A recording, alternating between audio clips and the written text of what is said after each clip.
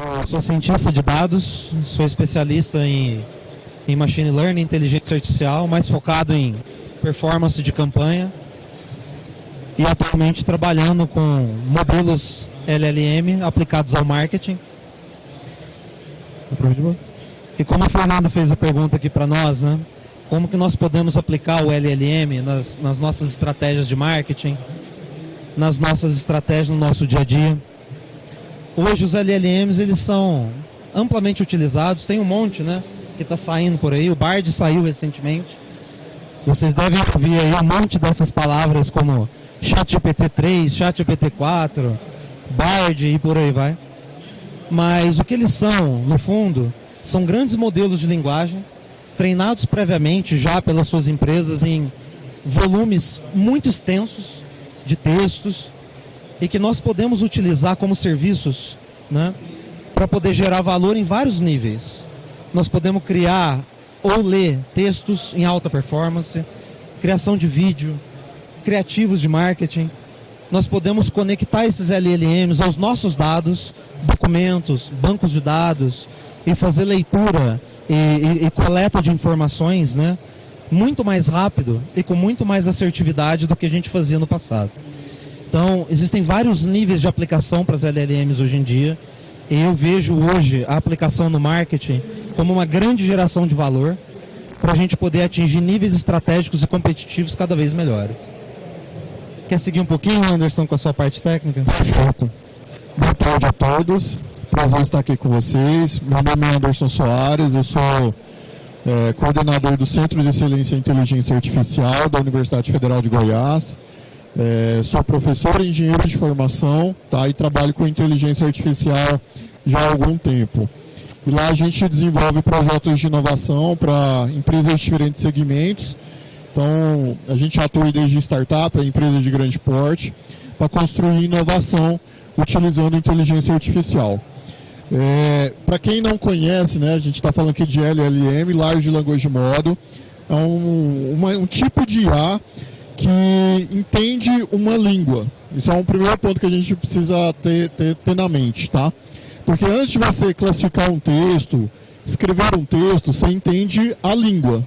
Dá para entender? Certo? Então, quando a gente vai treinar uma IA do tipo LLM, primeiro a gente ensina para ela a língua.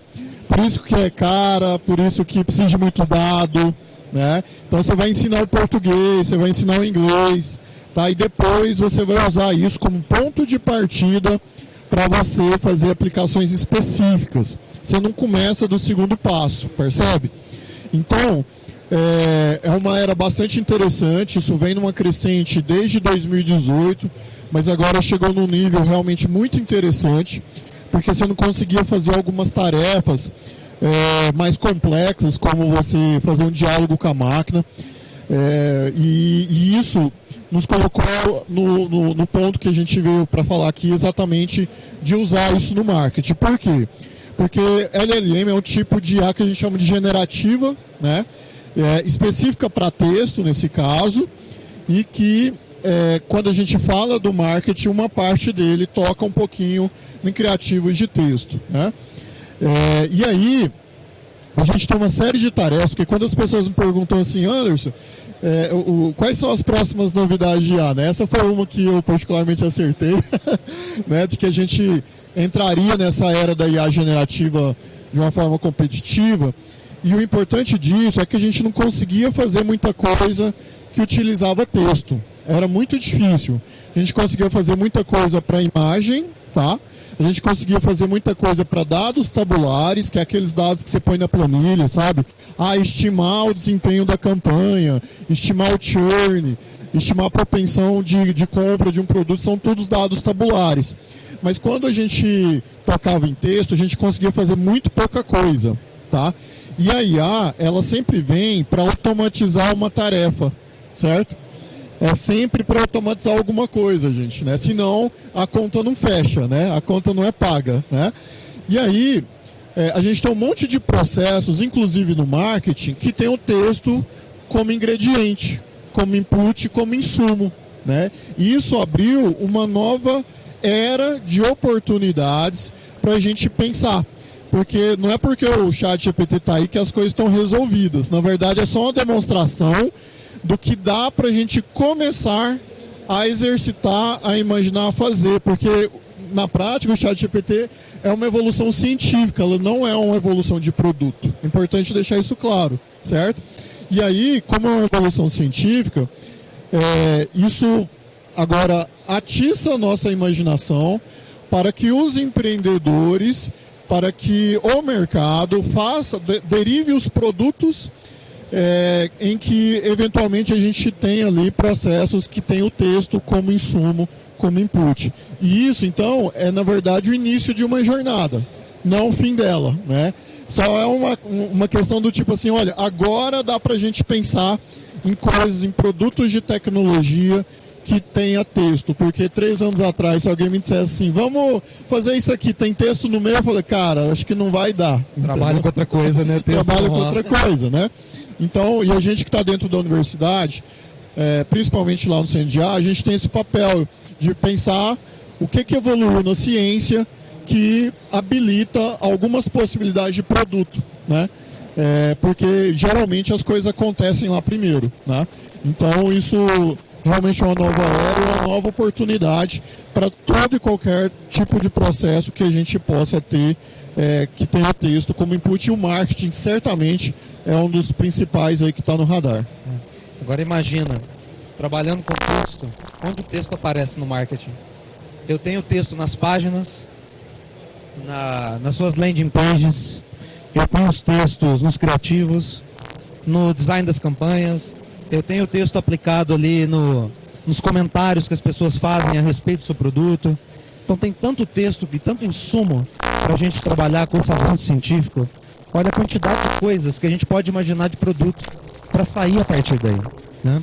A facilidade que a gente tem hoje de tratar esse texto, coletar um sentimento de uma campanha, coletar o sentimento de quem está comentando ali o seu podcast ou falando a respeito do seu produto na internet. Tem muito insumo, tem muita coisa para trabalhar e essa é uma era maravilhosa, né? Eu costumo dizer que os processos dentro das empresas, em geral, é texto voando por todos os lados, e sem quase nada de automação, certo? E é muito comum, né, independente do setor, energia, saúde, qualquer um, é muito comum você ver lá processos carentes de otimização, carentes de desempenho, e geralmente tem algum texto em algum pedaço que trava aquela automação, ou travava. Então a gente vai começar a ver essa produtização, né, de alguns produtos, algum chiado aí, essa produtização de alguns produtos que antes a gente não conseguia, né? A gente já fez algumas coisas, por exemplo, a Lautex, né? Para analisar documentos jurídicos, mas você ficava travado em algumas coisas que precisavam de uma evolução ainda científica, que precisava evoluir lá nos Large Language Models ainda, né? E só uma curiosidade para quem não sabe, como é que é treinado um Large Language Model por uma IA?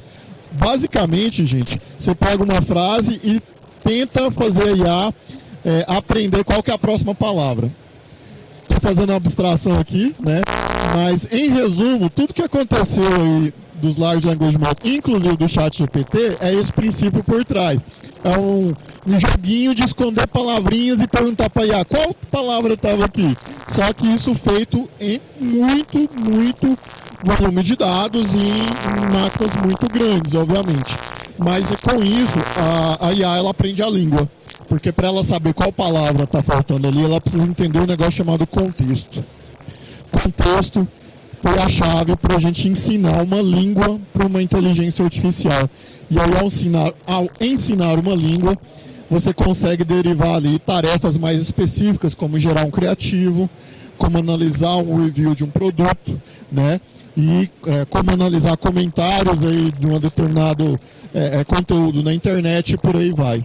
Okay? Se fala muito na parte dos dados privados, né? Principalmente para grandes empresas, né? Como é que vocês veem isso, de como você poder treinar, né, o modelo de linguagem para as empresas, né, de modo privado, né, e ter melhor, né, acurácia nos dados?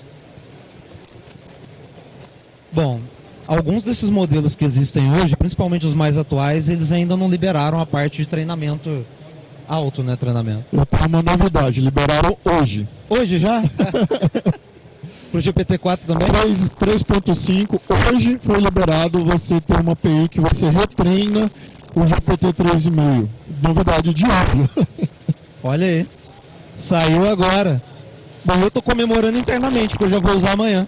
Então...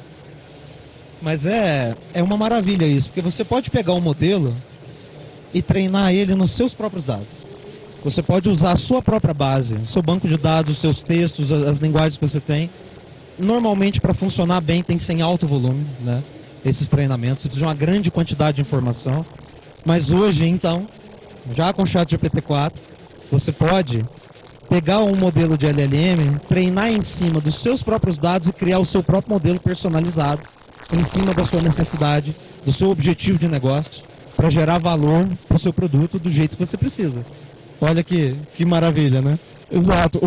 A gente estava monitorando isso porque tem uma série de aplicações, né, gente, de produtos que você quer fazer que tem dados que são privados, que são sensíveis, que são relacionados a um determinado negócio de uma empresa. Então não dava, convenhamos, dava para brincar lá com o ChatGPT, mas pegar lá um dado essencial de um negócio e jogar lá na API, eu acho que ninguém sem consciência deveria fazer isso, certo? Então havia uma expectativa muito grande em cima disso, para que houvesse esse SLA, esse acordo, né, no pagamento da API, para que a informação que você está imputando lá, ela seja restrita à sua chave, né? Então, e aí isso foi liberado hoje, tá? Então aí você vai conseguir finalmente, né, jogar lá CPF de pessoas, dados de faturamento, né? E ter uma garantia mínima, né? Pode acontecer vazamentos ainda, mas pelo menos já uma previsão contratual que aquilo é seu e que não vai parar em outro lugar, como a gente andou vendo por aí, né? E hoje, para você criar um produto em cima disso, é de extrema importância que você tenha essa capacidade, né, de privacidade. Tem várias empresas que hoje não conseguem contratar um produto justamente por causa da privacidade. Você vai oferecer um produto, por exemplo, para banco, ou que tenha dados sensíveis de pessoas, né, de vários tipos. Isso era um problema. Agora você podendo treinar, sim, né, você garante mais privacidade, você não está dentro de uma caixa preta. Semana passada mesmo eu estava conversando com uma empresa, né, e a gente vai fazer uma solução lá para eles. Eu falei, eu não consigo garantir essa parte, né? Mas Anderson, eu não posso jogar 8 dados do meu negócio, 8 anos de dados, que só eles têm, dentro da... não pode mesmo, né? Mas como vai ter? Não depende de mim, né? Porque você tem que fazer toda a customização para o contexto específico da sua aplicação, né? Porque o fato da API estar lá disponível, né, o endpoint computacional, para você começar o desenvolvimento do seu produto, não é que está pronto. É um caminho ali, né, que ajuda muito e que seria impossível se não tivesse essa fase já pré-pronta, né? Mas ainda você precisa nichar para os seus contextos específicos, para os seus processos específicos, e você vai ter que botar algum dado lá. Alguns negócios já estão aproveitando isso, porque, por exemplo, o Altec mexe muito com dados públicos, né? São difíceis de serem acessados, são escassos, você tem que ficar minerando, mas querendo ou não, eles são públicos. Então eles dispararam nessa frente porque eles estavam meio mais livres nesse ponto. Agora, quando você fala aí de alguns outros setores, a informação é muito crítica para você não ter um mínimo de uma garantia ali de uma certa privacidade dessas informações. Provavelmente, num futuro bem próximo aí, as leis com respeito à proteção de dados vão ter que começar a olhar mais para os LLMs para ajustar alguns pontos, né? De você... Sim, com certeza.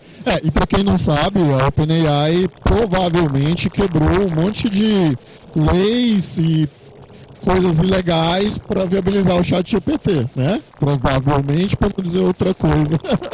Mas, querendo ou não, impressionou todo mundo, né? Então, a ciência ela é um pouco assim, né? Você não se preocupa muito porque você está na fronteira do conhecimento e tentando resolver aquilo. Se você se preocupar demais com restrições ali, você não consegue avançar, isso é um fato, né? Mas aí depois tem que vir, né? Agora a gente vai ter que começar a se preocupar com essas privacidades, com os dados que você imputa lá, onde vai parar, né? Mas são evoluções naturais e já esperadas, né? Não dá para você resolver todos os problemas de uma vez só, isso aí ninguém consegue ainda. É isso aí. Quer continuar aqui?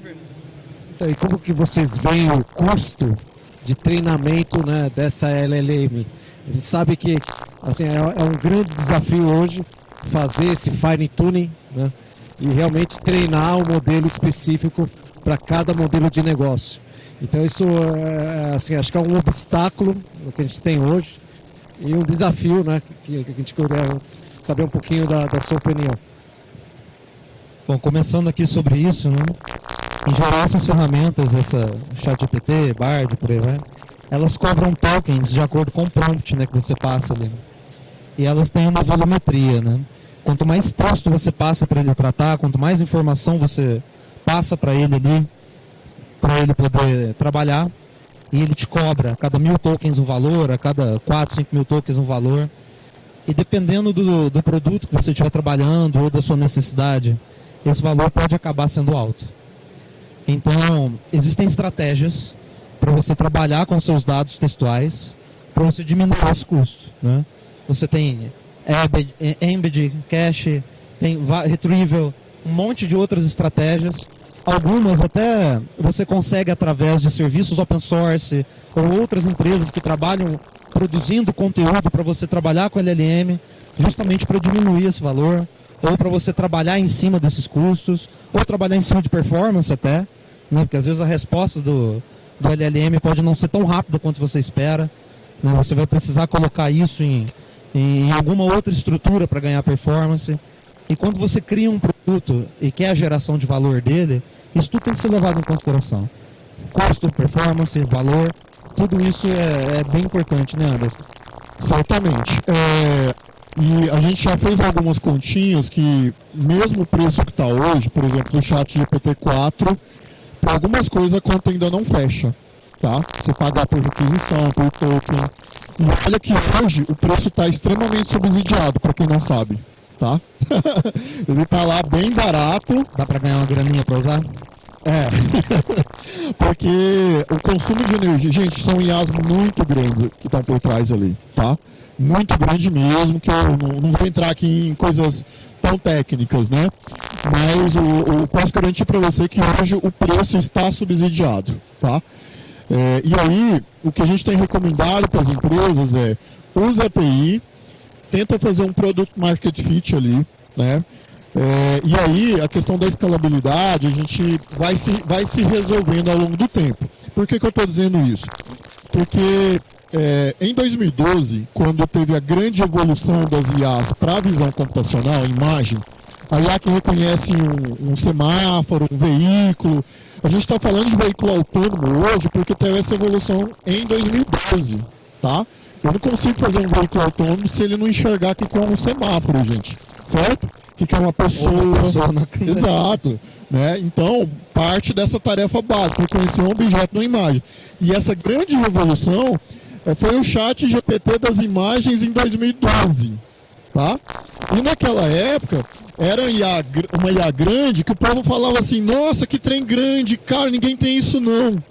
É inviável comercialmente. Mas é normal. Depois a gente vai evoluindo em que o hardware ele melhora e a IA também, a gente na ciência começa a conseguir fazer a mesma coisa com menos recursos. É um ciclo natural, tá?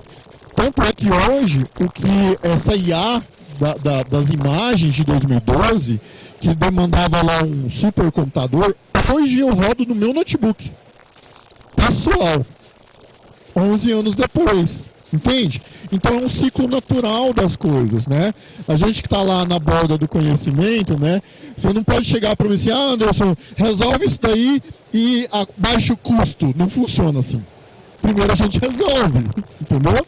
E aí depois vem as otimizações e a eficiência para fazer aquilo mais barato, né? Então no caso dos Large Language Models, né, do ChatGPT, do Bard, ainda são preços subsidiados, tá? Não vai fechar a conta para alguns business case, mas há uma rota muito clara de que muita coisa ainda vai acontecer, tá? Então a gente tem recomendado, a gente lá no CNDA, a gente trabalha com 56 empresas dos mais variados segmentos e a gente tem recomendado para todos, olha, vamos fazer os business cases e tal, e daqui a nossa previsão é que dentro de 2, 3 anos você vai conseguir ter large language models mais baratos, mais nichados, mais específicos. Porque, querendo ou não, por exemplo, o ChatGPT, ele é para tudo, hoje. Ele é muito genérico, ele é muito abrangente. E você nichar é sempre um bom negócio. A gente faz muita coisa para texto. Para vocês terem uma ideia, já tem um ano que a gente pôs uma solução aí no mercado de Lautex, em que a IA ela escreve a peça do advogado inteira. Lê o processo, lê a última movimentação e gera a peça inteira. Não é o GPT, mas por que a gente conseguiu fazer isso? Nichando, com uma aplicação específica, entende? Não é para qualquer coisa, né? Ela começou lá gerando para quem quiser conhecer, chama Corjur, a empresa, né? E para a própria Better Ads aqui a gente fez um gerador de anúncio 3 anos atrás, antes do GPT, né? Mas porque é nichado, percebe? Não é para qualquer coisa, ok? Então, e óbvio que essas empresas por trás, elas pensam em escala global. E eu estou dizendo isso para não dizer que isso é errado, pelo contrário, né? Mas ao pensar em escala global, você também, para ser abrangente, o custo é muito alto. Até para executar, né? Para quem não sabe, o GPT-3 ele gasta para treinar IA cerca de 6 milhões de dólares de consumo de energia. Estão entendendo? 6 milhões de dólares de consumo de energia. Não estou falando das máquinas, que é uma conta muito mais cara, tá? Você tem que ser sócio, como é que chama a empresa aqui de energia? Lá em Goiás, da Enel. Da Enel. Você tem que ser sócio da Enel, cara, entendeu? Então, isso, gente, para fazer um treinamento, deixa eu contar uma coisa pior ainda. Em inteligência artificial, a gente nunca acerta o treinamento de uma IA de primeira. Vai ter que fazer várias tentativas. Se acertar, pode desconfiar, né? Se acertar, com certeza está errado. Né? Então, assim, são coisas muito caras. Por isso que, apesar do preço lá, hoje está subsidiado, ainda é um pouco bloqueante, mas é o ciclo natural, tá? De primeiro você resolve, depois você vai otimizando e vai tendo coisas mais acessíveis.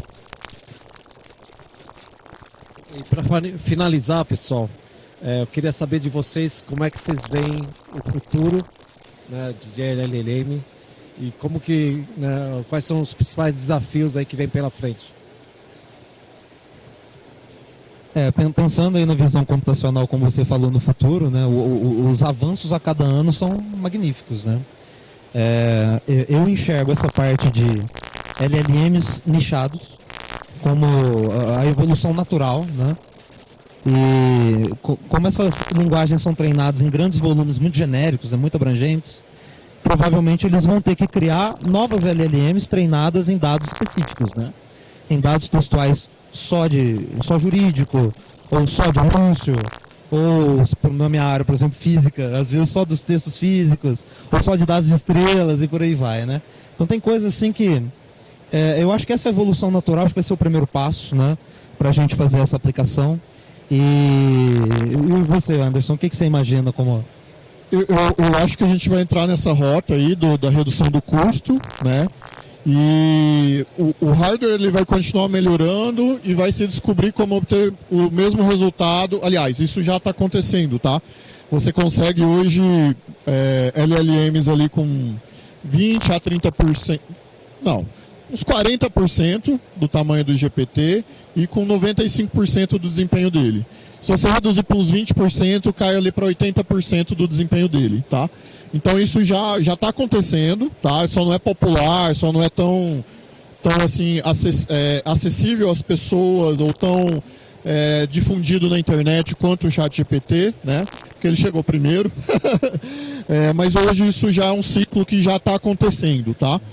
E eu acho que a gente vai começar também a ter os LLMs já está acontecendo, só que eles não são tão eficientes assim, os LLMs multimodais, que são, você manda um texto com uma imagem e ele consegue entender aquilo num contexto, tá?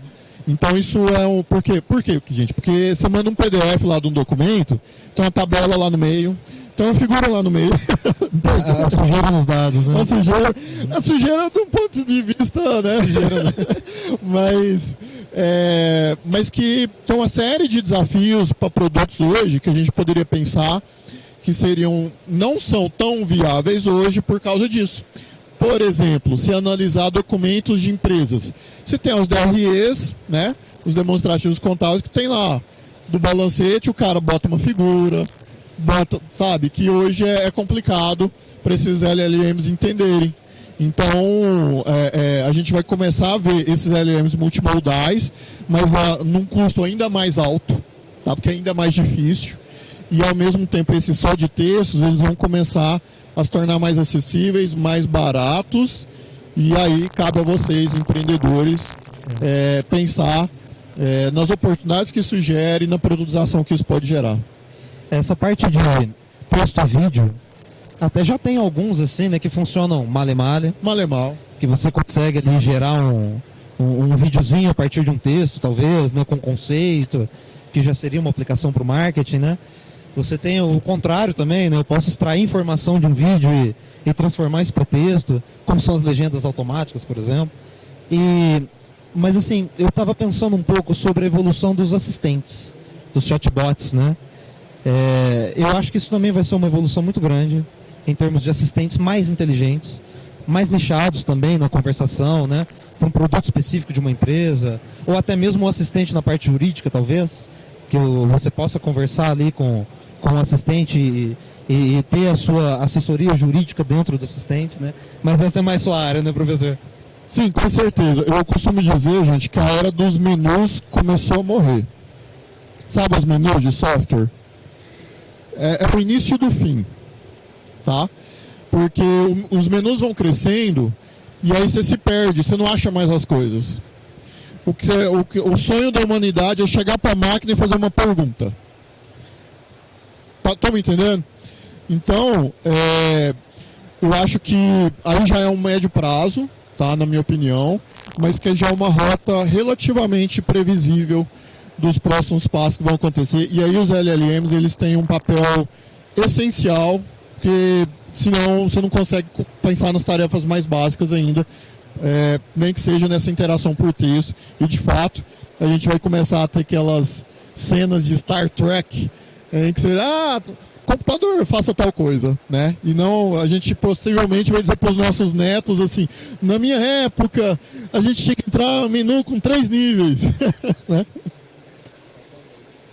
Show de bola, é isso aí, pessoal. Eu gostaria de agradecer a todos e dar muito obrigado ao Igor, ao Anderson Soares. Muito obrigado, pessoal.